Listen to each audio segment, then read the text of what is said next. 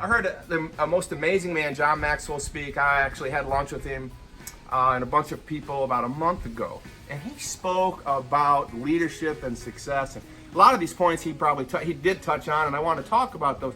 But one thing he just really left out at the end I wanted to close with.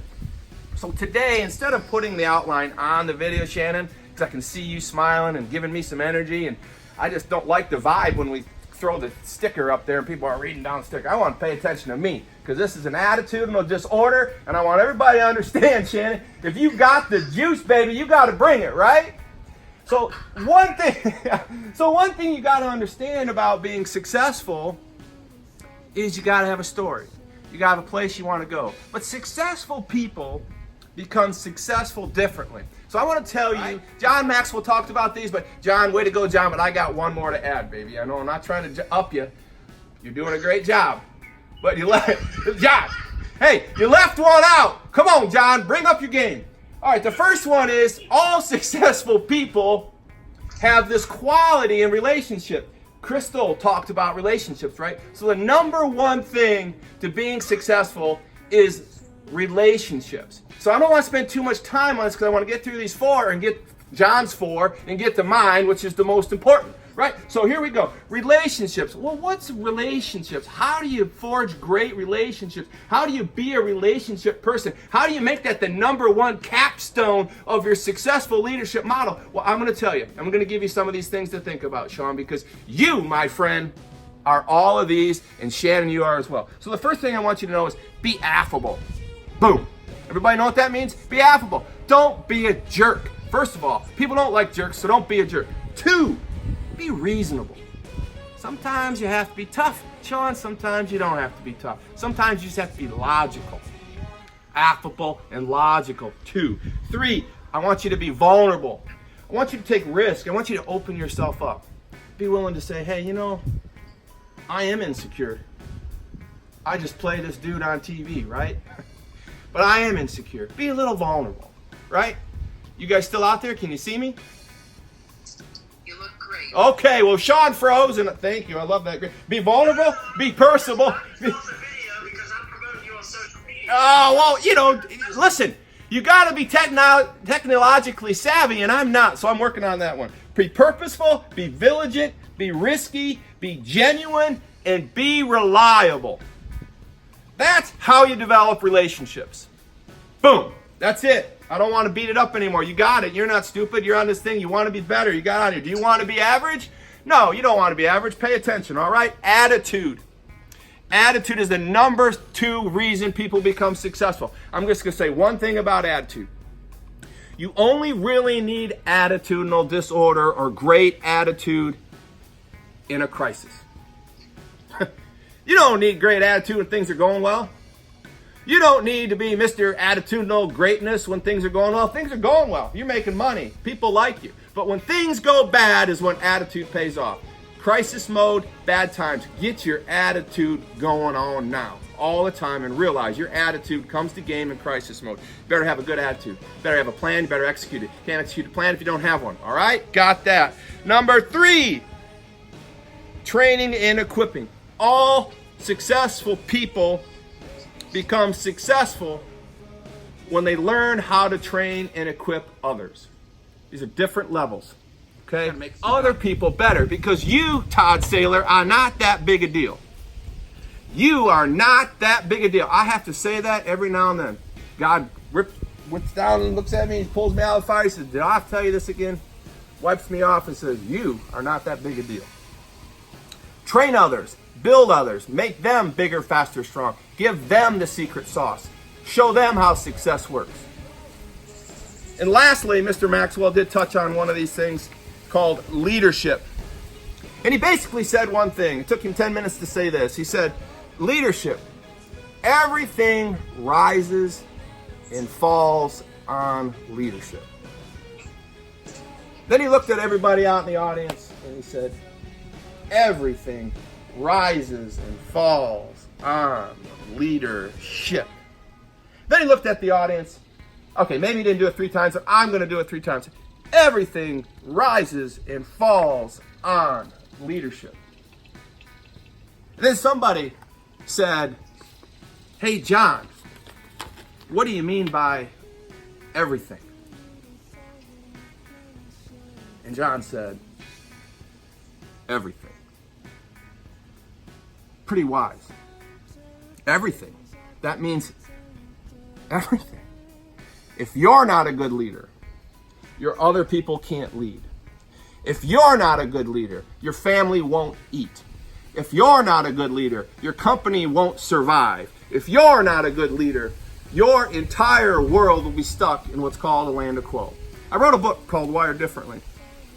And the number one question I asked myself when I was writing the book was, why do people ask me how I did it?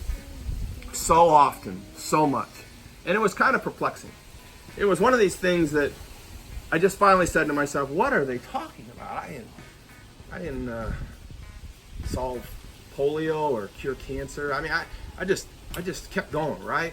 So why don't you write a book about it? Why don't you find out what's different about you? Why is this working? The book is called Wired Differently. You can get it on my website, wiredifferently.com. You can go to Amazon and get it on Amazon. There's a workbook called Wired Differently. But this last point I want to talk to you about, the fifth point, we've got 5 points. We got relationships as the number one. We've got attitude, which I would call attitudinal disorder. Then we have 3, training and equipping of others.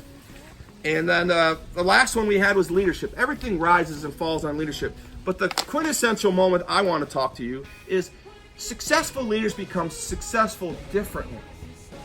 They do all those first 4 things. Different is how I am. And that's an adjective. An adjective describes a noun.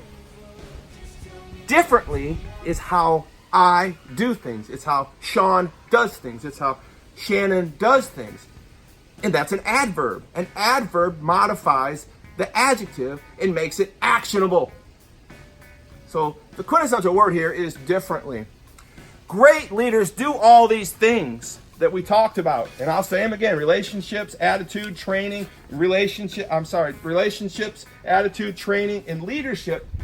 But I want to add the last piece to that puzzle, and I want you all to know how important it really is. Great leaders, successful leaders, do all 4 of those differently. Not different, the adjective. We're not describing somebody. We do it differently. We modify that. We do it with action. Think about Steve Jobs. Differently. Sable. Differently. Who else we got? Gates. Differently. Branson. Differently. Bezos. Differently. You name any of these quintessential leaders. I mean, name any president. Differently. That's what I want to challenge you. We know these things we have to do as leaders. Pick up any motivational book you can find. I don't care. It's going to tell you something smart. But I'm going to tell you to do whatever they tell you, to do it different. I think that that's a great message for everybody this morning. I think that Sean is an amazing dude. I met him 5 years ago on a radio talk show, and a lot of good things have come from that, and I'm excited to do some things with you, Shannon. But Wired Differently is not just a book, it's an attitude. And I want to spread that word. I want people to actually know what it's like to be differently. Embrace this idea of the differentiality of yourself in the world and leadership world, and do these things. Embold yourself in the odd of yourself. Leverage those favors in your differentiality and take control of your destiny. That's what I have, Sean. What else do you guys got? Give me some questions. Man, I think, am I running over? You're doing great. You're right on time. I was doing business differently, guy. You're driving the message home. You're getting people woke up, thinking about being different. Woke. That's a word, woke. Let's do it. Woke. Yeah, exactly. Todd doesn't know it yet, but he's going to Pittsburgh for an event very soon. I won? Did I win that lottery? Am I the winner, Shannon? Hey, I'm writing my next book. There you go. Yeah, I got lots to do. I'm excited. Pittsburgh. Answer my call, man. You're going to Pittsburgh to speak with us for another event. Yeah, I'm in. I'm sorry. I'll give you my secret phone. I can't do it on this. Shannon, is she still there? Hi, Shannon. I'm here. If you give your phone number, I'll prank call you. It'll be fun. Hey, but I want people to go to wiredifferently.com. Shannon, I heard you're one of those pranky persons, so I'm eager to prank back, right? So wiredifferently.com. All right, my website is live now. Wired Differently. If you go on my site, you can actually get the book. I'll send you one and sign it. The workbook, if you buy a book, I'll send you the workbook for free. Listen, we're going to be I just booked Orlando. I just booked Atlanta. And I just booked Las Vegas twice. I'm going out there in 2020 already. So I'm really, really excited, Shannon. Wow. That's awesome. Todd, you did such a great job of telling everybody how they can embrace their insecurities Right. into something authentic that is different about it. Leverage your favor. Leverage your favor. Book talks about all those things. I'm not going to tell you how to do it. I'm just going to tell you how I did it and embrace that oddity. Shannon. Woo! Good morning, baby, from Sarasota, Florida.